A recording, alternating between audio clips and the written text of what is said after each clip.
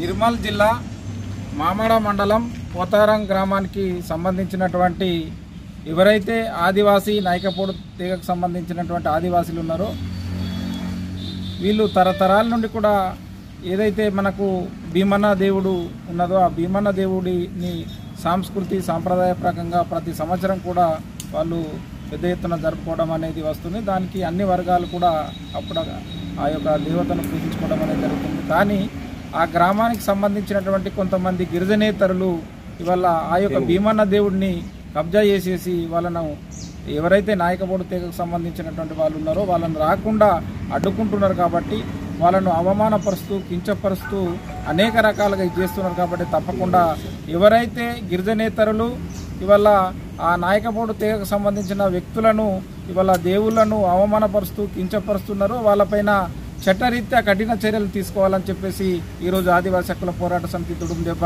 రాష్ట్ర కమిటీ తరఫున మేము డిమాండ్ చేస్తున్నాం. నిర్మల్ జిల్లా కలెక్టర్ కావచ్చు, నిర్మల్ జిల్లా ఎస్పీలు వెంటనే స్పందించి వాళ్ళకు న్యాయం చేయాలని చెప్పేసి కూడా మేము ఇవాళ ఆదివాసీ హక్కుల పోరాట సమితి తుడుందెబ్బ రాష్ట్ర కమిటీ మరియు జిల్లా కమిటీల తరఫున మేము విజ్ఞప్తి చేస్తున్నాం. ఎందుకంటే వల్ల ఇంత దౌర్భాగ్యమైన పరిస్థితి మనకి ఇవాళ నిర్మల్ జిల్లాలో కొనసాగుతున్నప్పటికీ కూడా ఈ అధికారులు పూర్తిగా నిమ్మకు నీరెత్తినట్టు వ్యవహరిస్తూ రావడం, అక్కడ గిరిజనేతరులకు వత్తాసు పలుకుతున్నటువంటి అధికారులపైన కూడా కఠినంగా చర్యలు తీసుకోవాలి. వాళ్ళు అనేక సంవత్సరాలుగా దరఖాస్తులు పెడుతున్నారు, దండాలు పెట్టి చెప్తున్నప్పటికీ కూడా వల్ల మా యొక్క ఆదివాసీల సంస్కృతి సాంప్రదాయాలపైన దాడి జరుగుతున్నది.